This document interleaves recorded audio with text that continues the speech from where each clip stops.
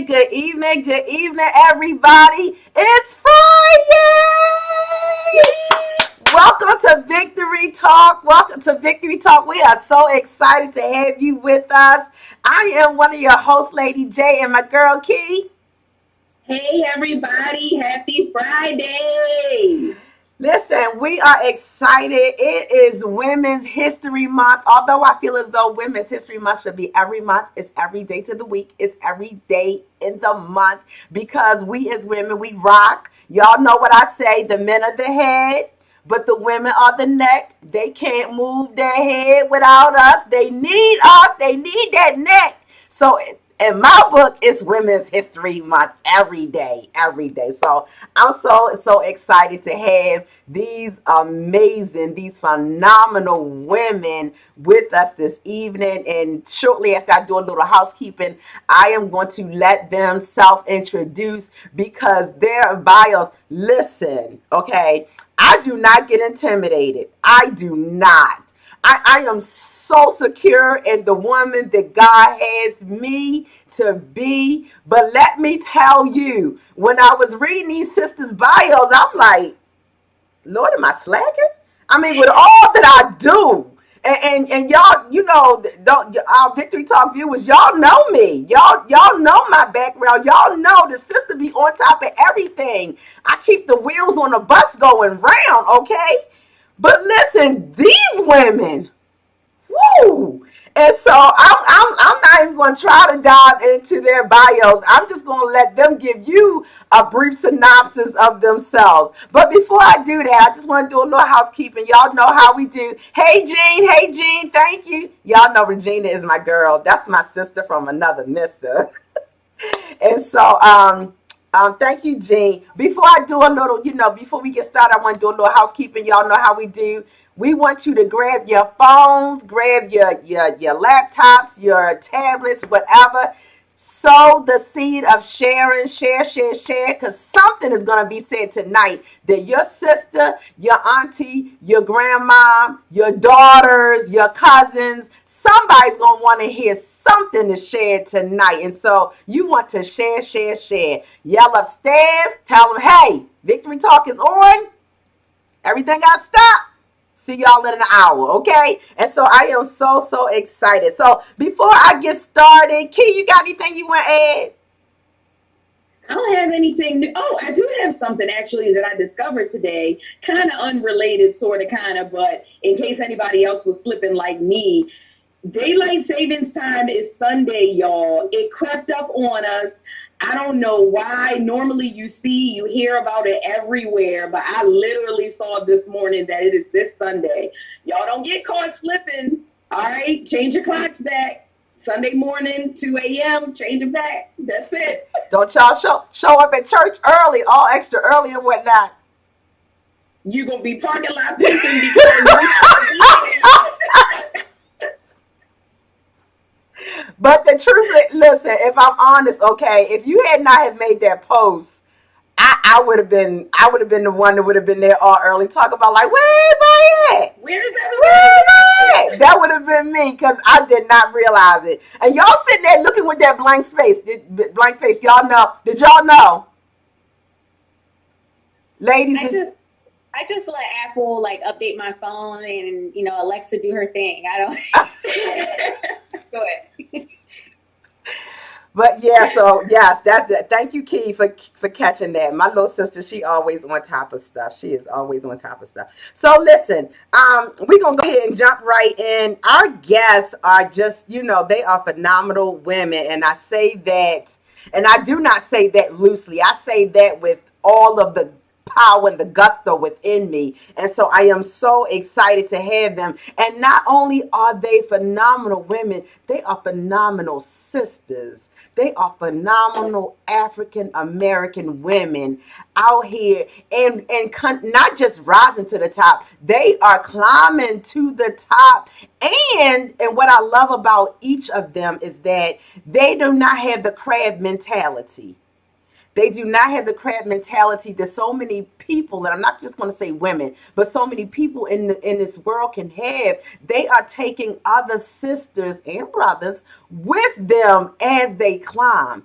And so that excites me. That just amazes me and truly excites me. They are about community service. They are about developing and growing in their families. And it shows. It shows. And they are not just um I was gonna say soldiers, but they are soldiers, but they're not just soldiers. They are like soldiers who are really pressing through, because yeah, you are soldiers, but you're soldiers for life, and you're pressing through life. And even with the things that they deal with in their own personal lives, they keep pressing. And so I am excited to introduce to each one of our viewers Lieutenant Colonel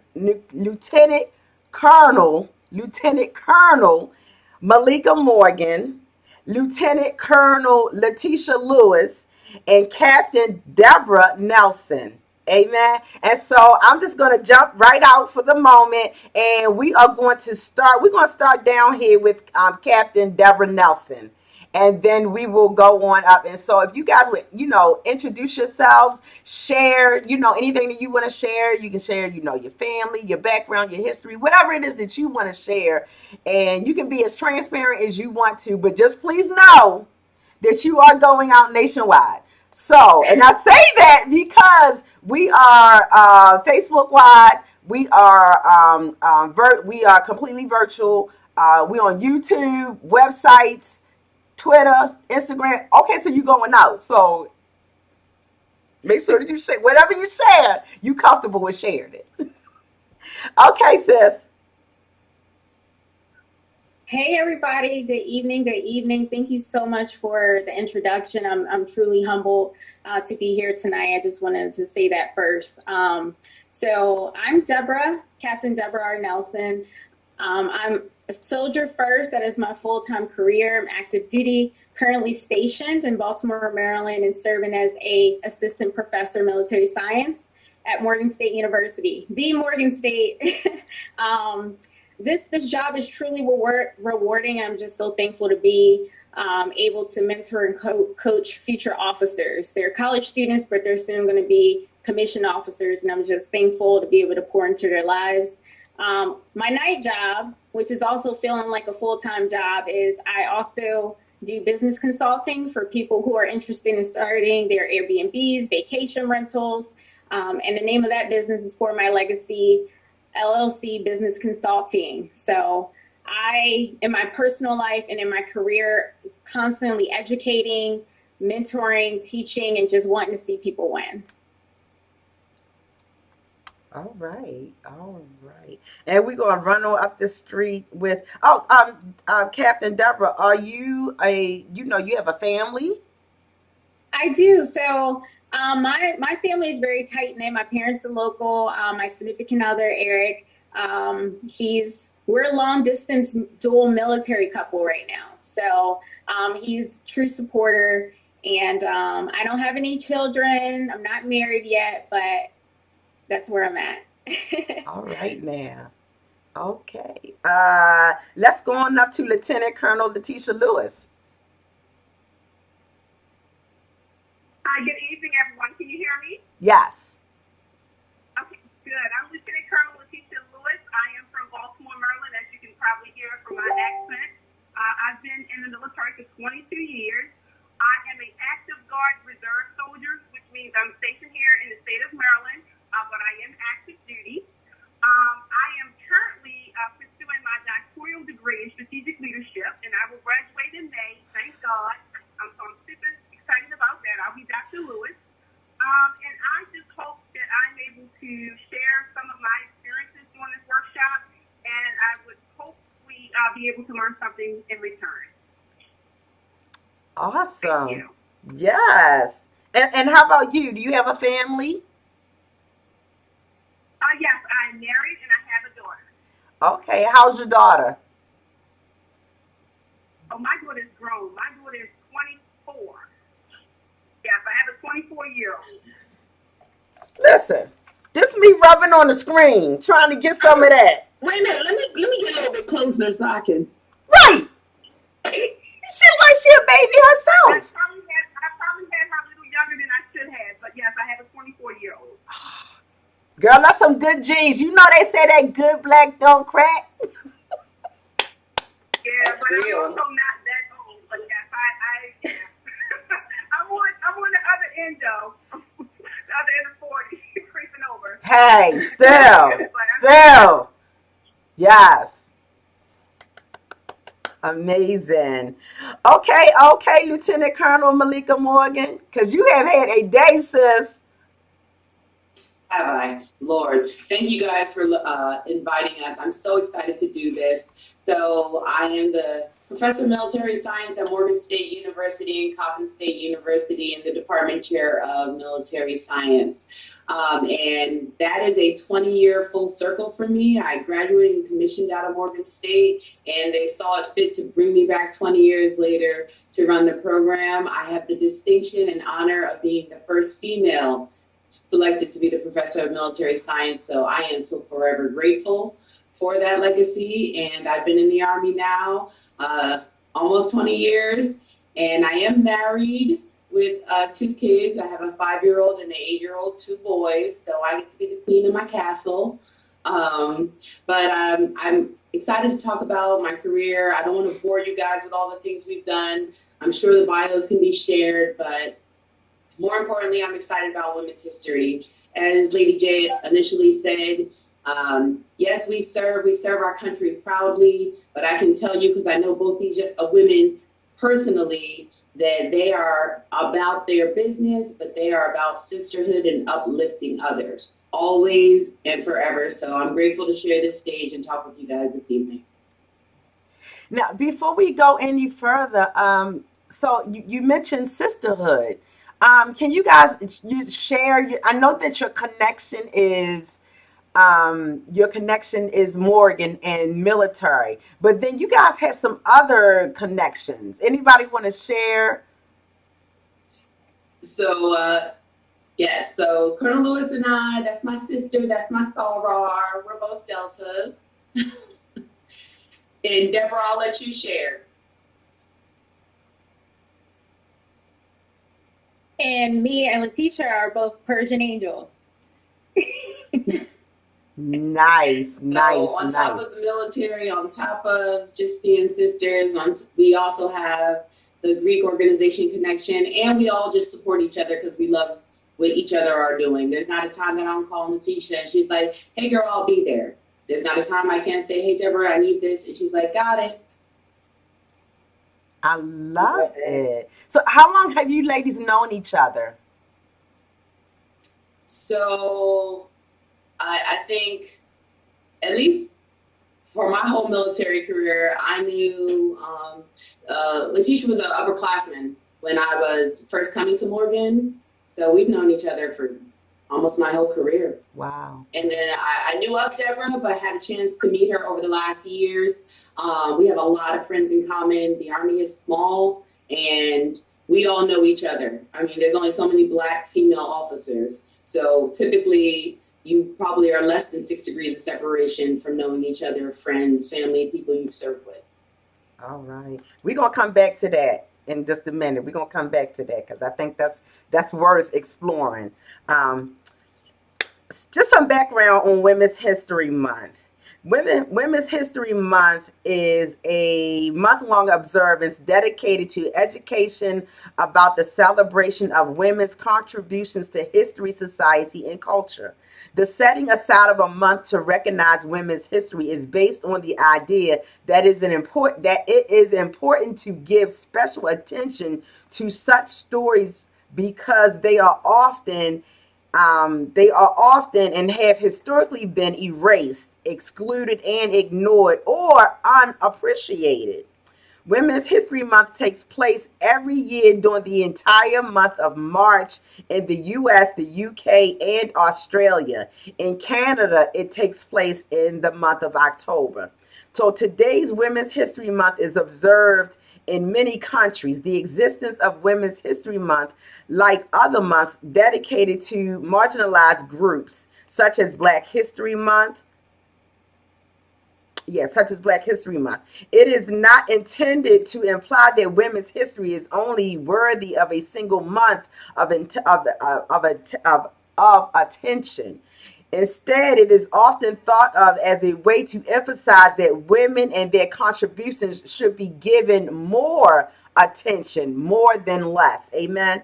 And so, my question is this: what does Women's History Month mean to you, and why do you ladies think that it is important that we celebrate it? And this question is also to our viewers as well. Anybody can jump in. Especially. Okay. Go ahead. Come on, Deborah. Especially in today's society, I feel that women now are kind of wearing a lot of different hats than we used to wear in the past. Before it was just like set titles. It was wife, mother. But like today, I think it's even more important to highlight all the different things that we're doing. We all have careers, we're going home to families, you're going home to children, you're building businesses, you're getting your doctor's degree. And we are breaking that traditional, we just have two roles in life. And I think that, Women's History Month is that time to not only just like reflect on what you've done, but to look at another woman and be like, I see all that you're doing. I see everything you're accomplishing. And I support you and feel where you're at with that, because it's not easy, trying to be 100% and on top of your game in every area. And I think Women's History Month allows us to just look at each other and see how far we've come in history and being able to celebrate each other's accomplishments and wins. I love it. Letitia, do you guys mind if I just call you by your first name? I don't do. Okay. You good? No issue at all. No, Deborah hit it. Women are wearing many hats as they always have, but I think what's more important now is that it's time to acknowledge that women are not only just in the homes, but they're outside of the homes, and we're making differences. So, yeah. Malika, did you want to jump in and add anything? I think they hit it on the head. It's time for us to have a month to kind of just acknowledge each other, and then just bringing women to the forefront. As often as we can do that, the better. Yes. Yeah. I think it is very important, and I'm so glad that it's more it's being more publicly, acknowledged now. I think because I can't remember as I was growing up as a teenager, and y'all know I'm real open. I'm pushing up 55, so I'll tell you real quick. It's been a minute since I was a teenager, but in growing up, I do not remember hearing about Women's History Month. Even in my 20s, you know what I'm saying? And so now I think it is important, even more, because women, we were the backbone. We are the backbone in these, organizations and these institutions, not taking anything away from our men, because without them, the strength that they possess and they bring, to the table, it's helping us to be able to have them to stand on. But I think the women, we are the backbone. And as I said when we first started, I keep the wheels on the bus going around, and we juggle so much, not just in, the secular world, but in our businesses, and in corporate world, and we do so much. And without the vision that we have, the creativity, the push, the organizational skills that requires, again, not taking anything away from our men, but women, we are known for, to be able to do multiple things, wear multiple hats, because as Malika said earlier, she was having a meeting and her 5-year-old baby needed some attention. She had to get on mama's lap and do what she had to do while she was still working. When we think back to, slavery time, you know, these mothers, they bundled that baby, they swaddled them, they put them on it, they strapped them to themselves, and they kept doing what needed to be done. And I think that, the world needs to take more note and realize that even when we are not feeling good, even when we're sick, we're hurting, we're in pain, we emotionally, my girl Key, she's struggling right now. Her dad is ill, but, emotionally, she put it, compartmentalized and doing what needs to be done. And as she said, I put on that face and I do what I got to do in the moment that I have to do it in. Yes. And so that's what we do. So I'm really Women's History Month. Yes. I'm for it all. I'm for it all. Key. Yeah, before we move on to our next question, you guys really did, sum it up in a nutshell, but just to add in the fact that, we are so talented and we just take the back seat a lot to a lot of things. That whole, like, I'm going to just stay in my lane. I'm going to be quiet. I'm going to speak when I need to speak type thing. Like, we're not doing that anymore. And so even, as we threw in there when we were advertising and marketing for the show, and we threw in there the, who run the world girls, because we really do. Girls, ladies, women, whatever it is that you want to call us that's positive, we are really doing the daggone thing nowadays, okay? So workplace, ministry, sports, mechanics. I have a lady that's on my Facebook page who is in the construction industry. She is a Caucasian lady, and she is like making major moves in the construction industry. Like, she's been making headlines in magazines, and I am so here for it, because gone are the days when, we're in the kitchen, we're cooking, we're cleaning. We are out here and we are making boss moves, and I'm here for it too. Absolutely. But we still doing all of that. Even doing what at the same we time still as doing everything else. Yes. That part. I forgot about that. Yes. Then you got to take care of yourself. You got to keep everything tight. You got to keep everything together. Yes. All of that. There's no time to do one thing at a time. We just gotta, keep it moving. All right, ladies. So our next question that we want to talk about is some of the figures who are, known as being extraordinary women, like Elizabeth Cady Stanton, Harriet Tubman, Amelia Earhart, Eleanor Roosevelt, Margaret Thatcher, and the late great, even though some of these others have gone on before us, but you cannot say Maya Angelou without saying the late great before it. They are often associated with Women's History Month, and there are countless others who have earned their place at the table. So we want to know, who is the most influential woman that you know, and how does she inspire you? And anybody can jump in there and go first. Hi, this is Letitia. If you don't mind, I don't mind going. I would say she's not the most influential, but the former Mother Teresa. And there's a quote that she used to say that I remember hearing when I was a child, and it was, "I alone cannot change the world, but I can cast a stone across the waters to create many rivers." And basically what she was saying is that one person can make a difference. Absolutely. I love it.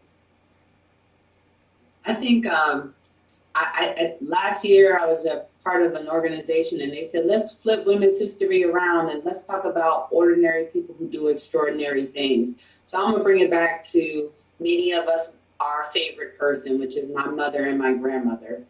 And why I admire them so is because they were not given half of the opportunity in life that I was given, and yet they pushed me to something they had never experienced or achieved themselves. And because of that, now being 40 and having my own children and family and being on the opposite side of my career, I look back at them with such reverence, because My grandmother never even graduated high school. My mother had me and had to drop out of college. Yet the work ethic they instilled in me, the need for education, yet my grandmother was still like, this is how you cook. This is how you clean. You're going to be a part of this cotillion. Don't you feed your husband on that paper plate. So I had yet pushing me towards the world to break ceilings. And so their lack of experience was their force to really push me. And so they're my ordinary people that you might not know their name, but their extraordinary example to me is who I admire the most. And so I might have a title and people might know my name, but it was because of Karen Harris, it's my mother's maiden name, and Mildred Harris, that even instilled in me the ability to get to the places that I am today. So though I 100% show reverence and to our late greats and people have come before me, sometimes I'm still amazed by the women I run into every day on the street and hear their story. And Lady J and Key for doing things like this. And Deborah and I were just talking in the office this week and we were just having a moment. And so sometimes we don't even have to look too far or look in the book or take it way back. We need to just look in our kitchen, look in our friend group, look at our neighbors, and you'll find some extraordinary women there. I love it. I love it. I love that. I could not have said that better myself. Wow. Yes. Yes. Deborah? I try not to get emotional. So I would definitely have to say my mother is the most influential woman. It is very important. Like when you're growing up in a household, what you hear and what you see, it does impact you later on in life. And I remember being not even 12 years old. My mom would always say this staple to me. She would say, knowledge is power, Deborah. Knowledge is power. And I remember asking her, like, what is knowledge? And then she made me a very resourceful child. So I defined it. I learned how to spell it. And throughout my entire life, every single time I came into a new challenge or something that required me to grow or to think past what I thought were my limits, I always think knowledge is power. Let me research this. Let me resource this. Let me not be complacent where I'm at. There's always more to explore. I will say that my entrepreneur mindset came from my mom. Being a single mom, she saved $10,000 on her own with 2 children just to move us from one city to another city to give us a better life. And to watch her purchase a home on her own as a single mother set a long and standing impression on me for the rest of my life. So everything that I do, I always think, like, in this moment, what would my mom do? Yeah, I would definitely have to say my mom. I love it. I love it. Absolutely. Moms are so,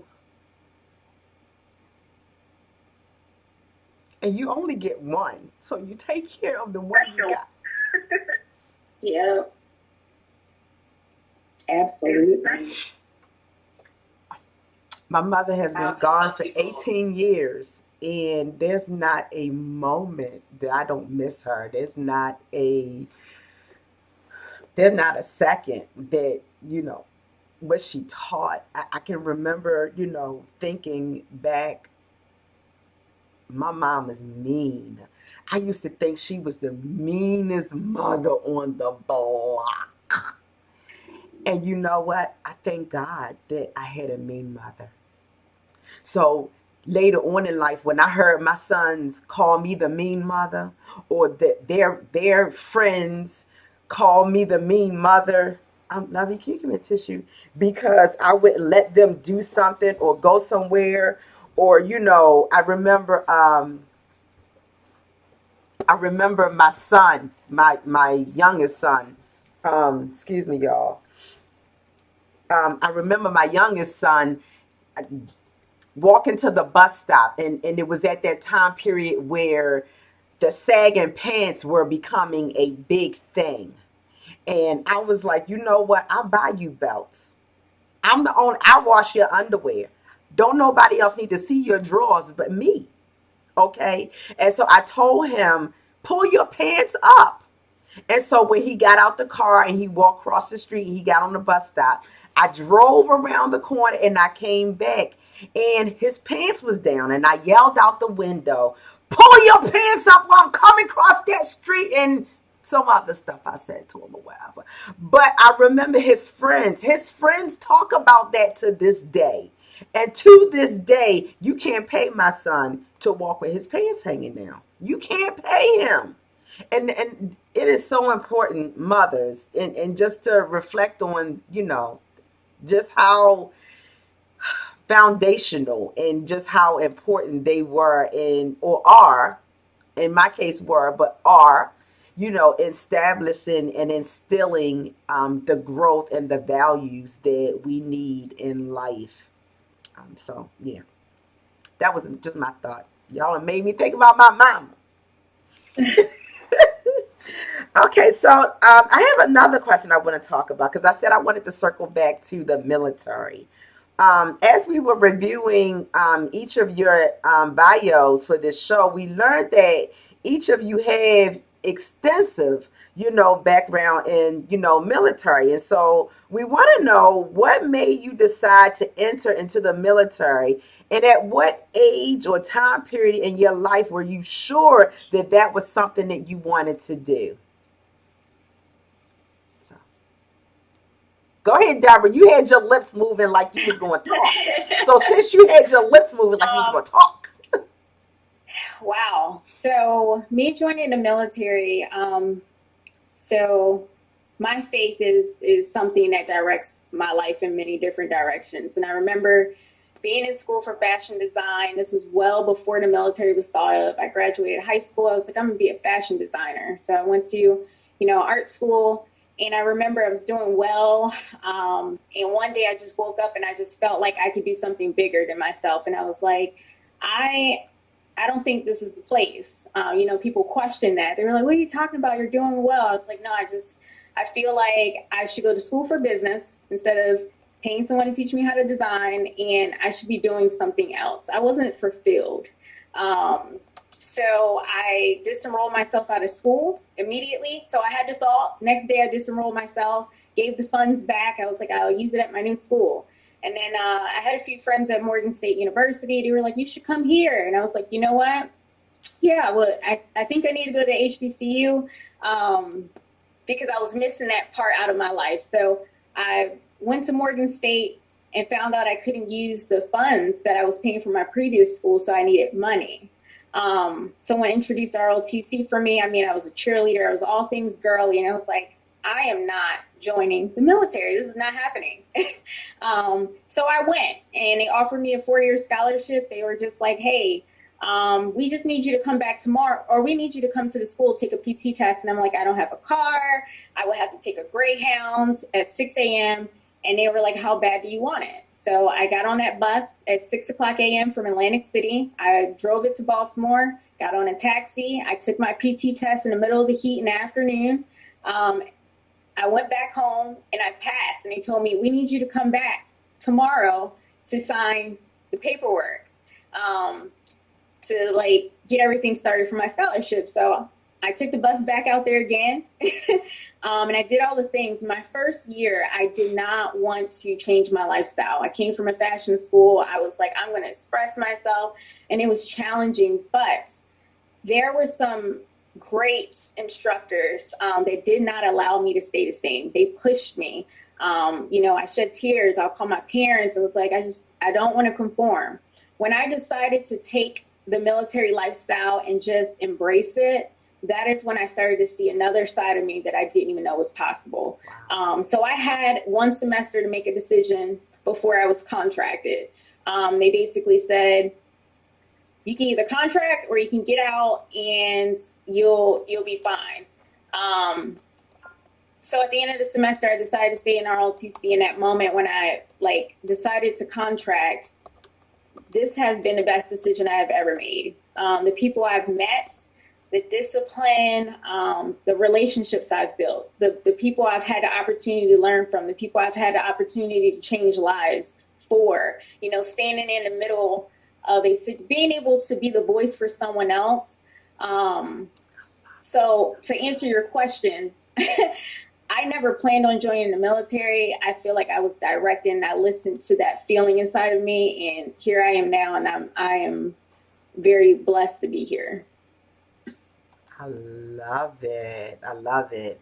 Anybody else? I'll talk. So this is Letitia.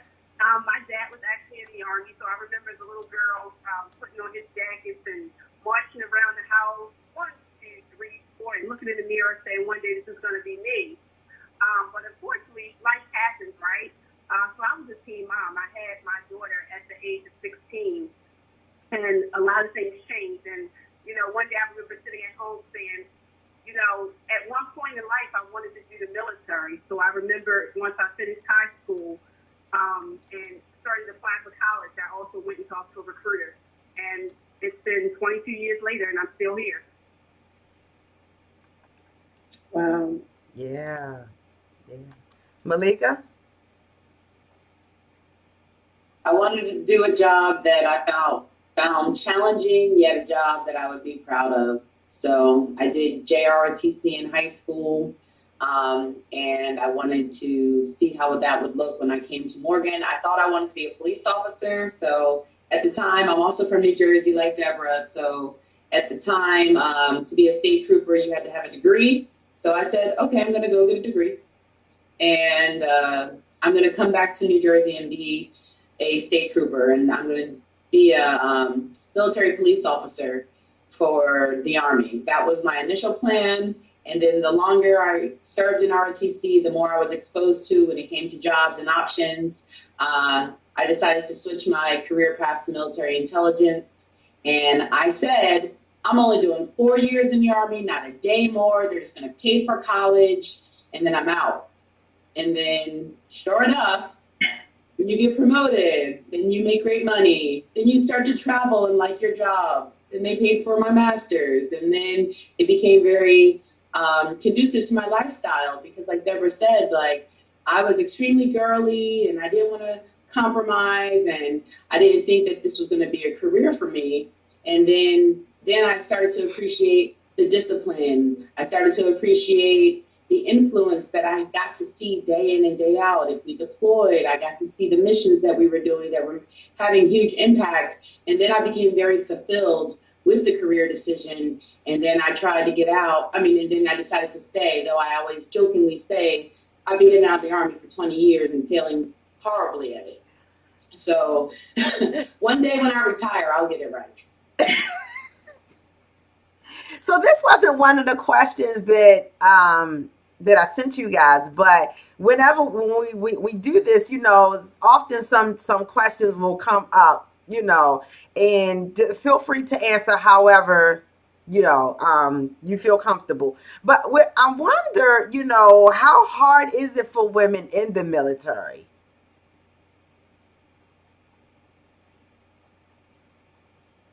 I think it's hard for women everywhere. In the military, there is no different. I think one of the questions kind of touched on this, and I know it's like the question that most people don't want to hear about, but just this past weekend, we were at the CIAA in Baltimore, and as we were like handing out T-shirts and Army swag, as we call it, to try to get them to be interested in going to college or enlisting or joining the military, a lot of people are like, no, I don't want to go to war, or no, they don't treat women well. And I'm like, ooh, that's a horrible stigma that the military has, but it's unfortunately, that's how a lot of people see the military. And I will tell you, from where we started 20 years ago to where we are growing and getting better. I think it's hard for women no matter what, but every single one of us on the screen, Lady Jane Key included, we're breaking ceilings. Okay, some we see, some are glass. But as we break those ceilings and climb, as we have representation at the top, as we see more people that look like us, we are creating a different environment. So I think it's hard for women no matter what job we're in, corporate America, the military, or anything else. The military is a male-dominated career, so you know that going in. And knowing that going in, you have to have a lot of mental toughness. And you have to know that there will be that additional tax that we all tend to have to pay. But in my opinion, the military as a whole, but the Army has gotten drastically better from where we've come. And it's something that I think the Army is really serious about when it comes to like making sure we stop sexual assault and harassment, making sure that we don't have an environment where jokes are allowed to be said, making sure that people are not allowed to be called sweetie or honey to belittle them. And so we're not perfect, but we are being very deliberate in changing that environment. So I think it's getting better. But is it hard? I would not tell any young lady coming into this military that it's going to be a walk in the park for multiple reasons. But that's one of many. All right, Absolutely. then. And I think you hit it right on the nose. But it's not only the military; it's just in corporate America also. So one of the things that I have is Leaders Up Tomorrow. This is my nonprofit that I started. And what we seek to do is teaching young people how to communicate, engage, and motivate them, and so that they know what things to look for. And when you see something, you need to say something.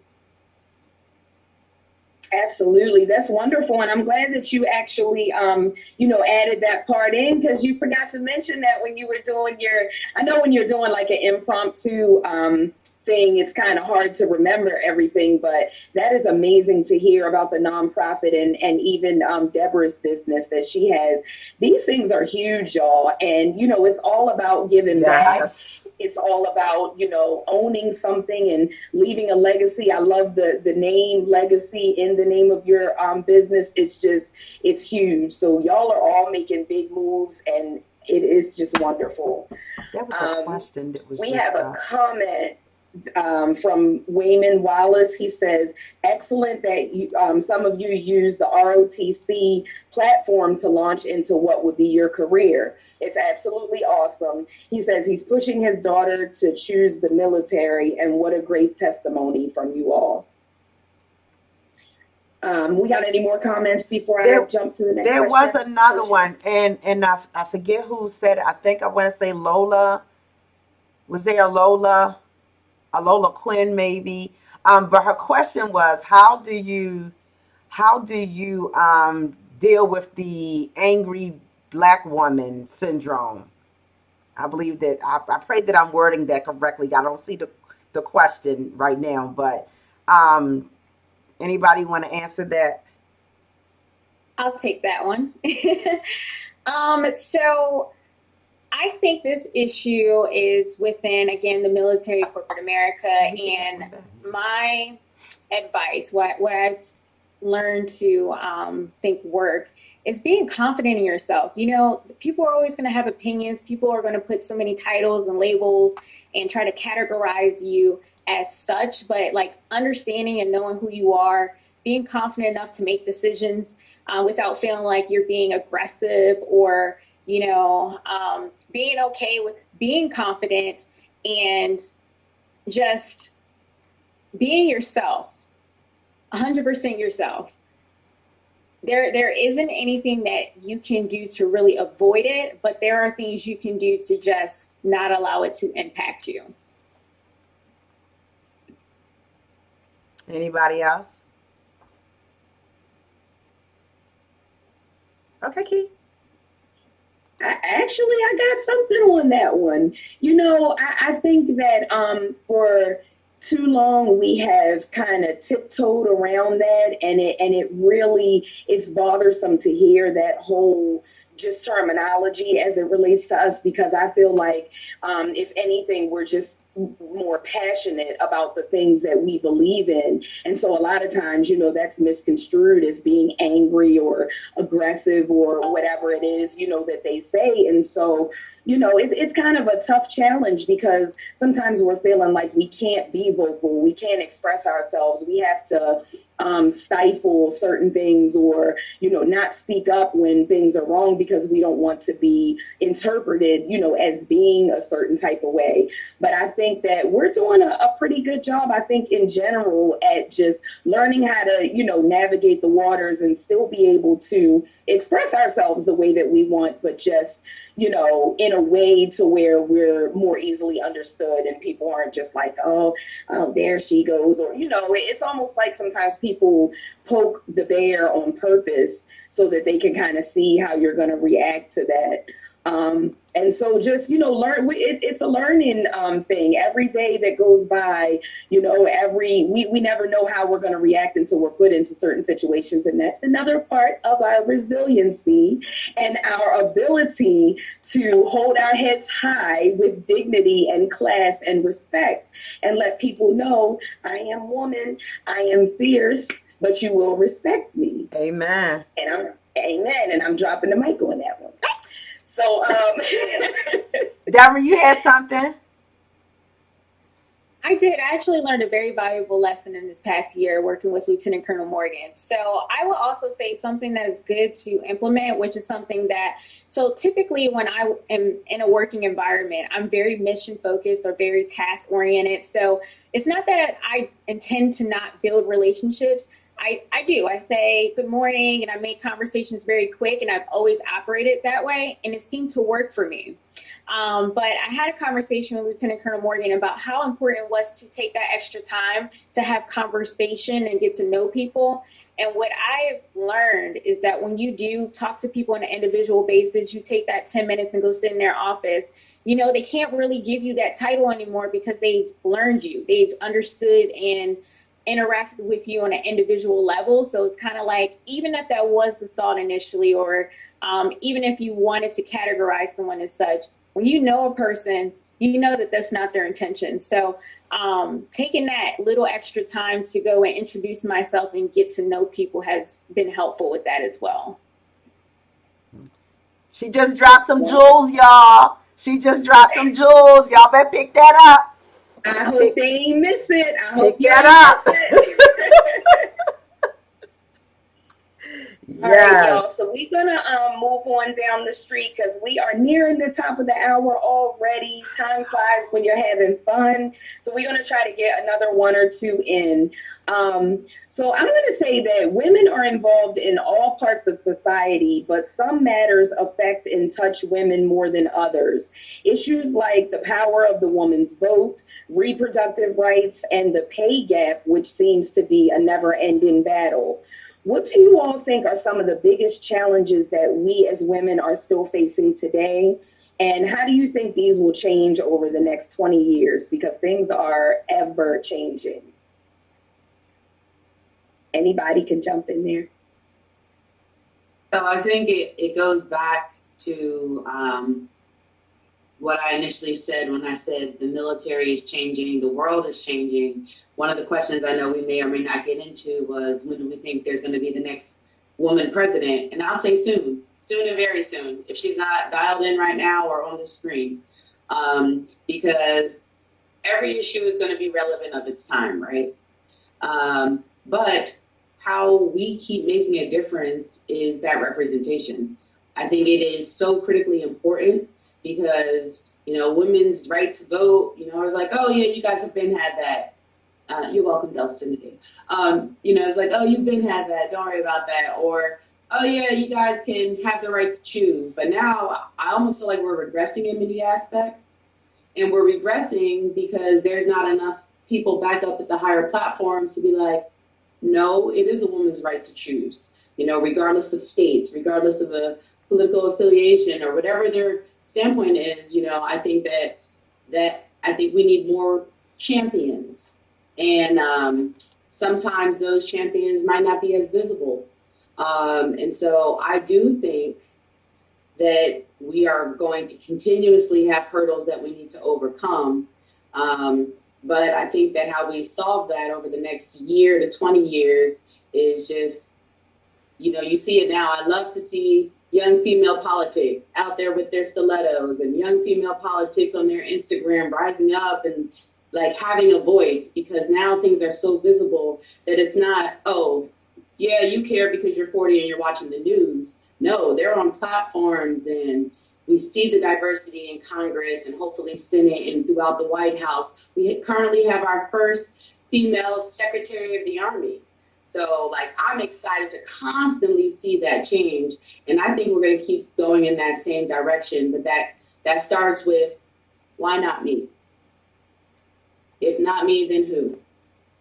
So why not someone on this call right now? Be that person. We got entrepreneurs on here. We got Lady J and Key starting their own podcast that's nationwide, Facebook Live. We have Dr. Lewis, who's about to be, crowned a doctor. We are making strides that are unbelievable to where we've come. So I cannot wait to see what's happening in the next 20 years. I'm excited for our future. Yes. Yeah. Anybody else want to chime in on that? I honestly think that was perfectly said. Agreed. All right, y'all. Let me see if we have any more comments. I don't want to miss anything. Just jumping back to when we were talking about the Black woman syndrome.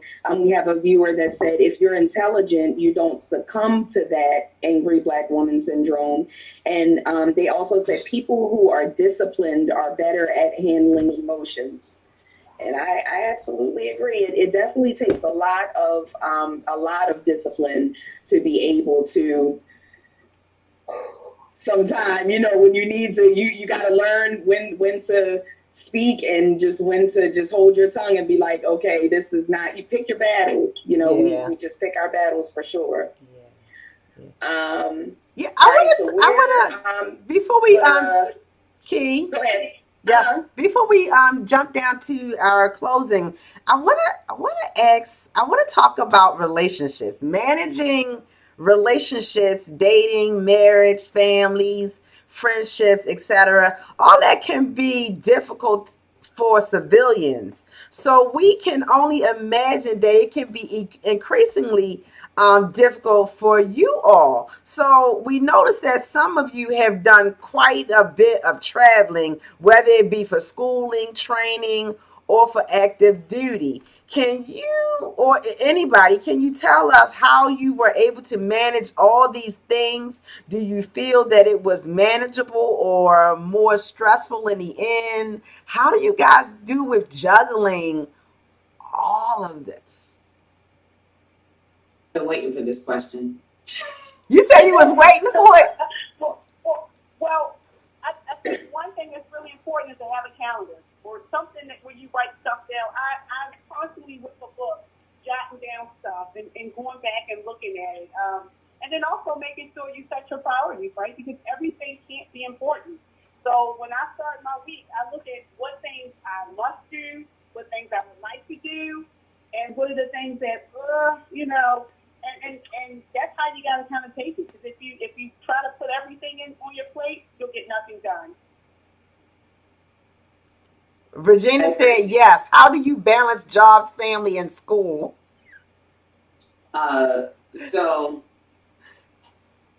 Deborah can attest to this. It's stenciled on top of behind my desk. It says grit and grace.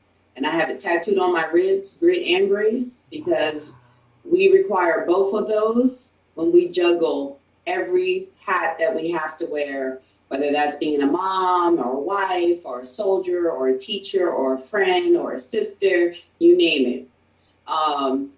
I think that early in my career, I didn't do it well. And sometimes I constantly tell people, give yourself some grace, because I had mommy guilt when I would miss things because of my military commitments for my children. I would have wife guilt if I wasn't spending the time needed for my husband to be sustained and happy. I would have job guilt if I felt like I was letting my cadets down or someone down or whoever needed me.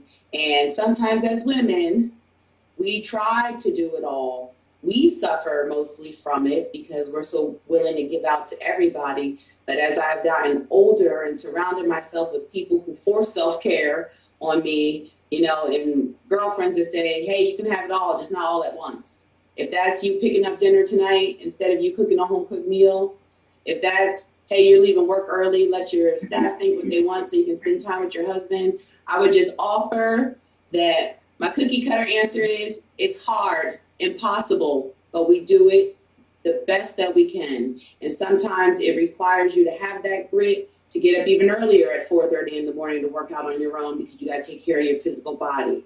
You know, if that's, no, I won't make it because I need a moment of peace, and you got to take care of your spiritual body. You know, if that's whatever that is, I encourage y'all, you don't have to do it all. And if you fail at something, fail forward. But give yourself that grit to try, and then that grace when you don't succeed on everything. And if you marry the right man and have a good support system, they will 100% prop you up and support you when you don't even know you need it. So I had to take that one. I know we run out of time. I love that. It's okay, because I'm about to say, do you do motivational speaking or something? Because listen, she gonna have to come to women's ministry and come through. I'm telling you, like, I'm never speechless. And I know that this is the first time that, you know, we've been in each other. I'm never speechless. Like, that was so perfect. I don't even know what to say. But as I'm listening to it, you know, and this is why we do what we do, the encouragement, I'm so encouraged right now, because I tell myself these things, you know, on a day-to-day basis. And I know Lady J does. Lord have mercy. We wear so many hats. All of us do. And, you know, sometimes we just feel like we feel defeated, or we feel like we're less than, or we feel like we failed if we don't get all the things done that's on the to-do list. So just hearing that it's okay to say I can't. It's okay to say I'm too tired. Not this time. That just gave me life. Look, I'm gonna catch this on the replay and make sure that I take my notes so I can put it up on a sticky note or somewhere as a reminder to myself daily, sis, because that was really, really. That in a nutshell. Whew. What a wonderful way to close. Oh my gosh. Go ahead, Letitia, before we close. Go ahead. No, I was just giving a hand clap. Oh, you were giving a hand clap. I thought you were raising it. Yes, like that. I'm telling you, I could not have said it better. Y'all, we are at the top of the hour. Unfortunately, we're going to have to do this again.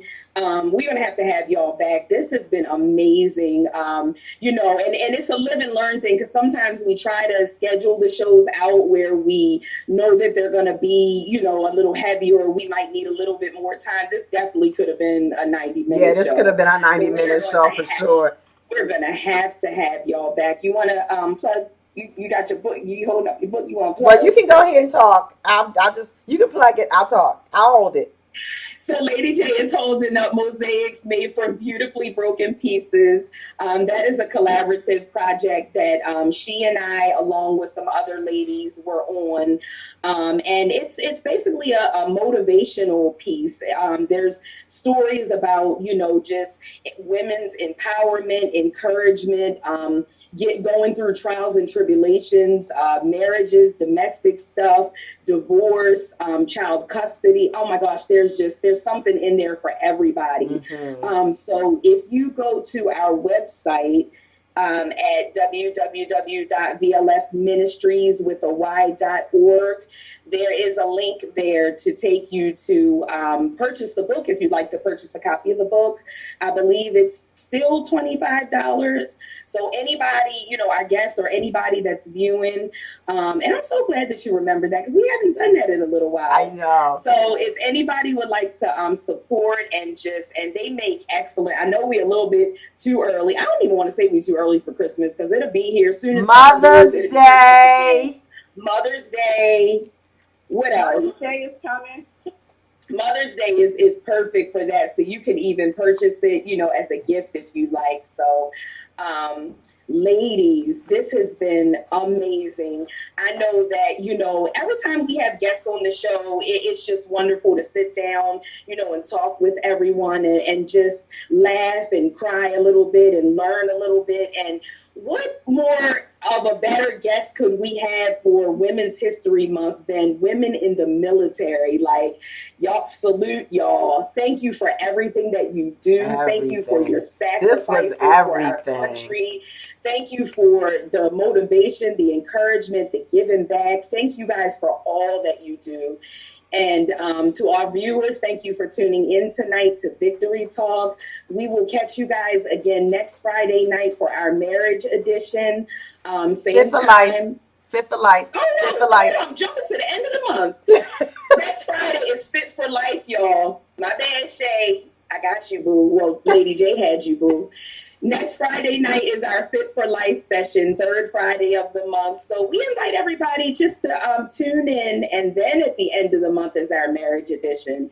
So with that, we're signing off. Thanks again, ladies. If you could hold tight for just a second. And good night, everybody. Good Take care. Be night. blessed. If you got to travel tomorrow in that mess, be Be safe. careful. Yes.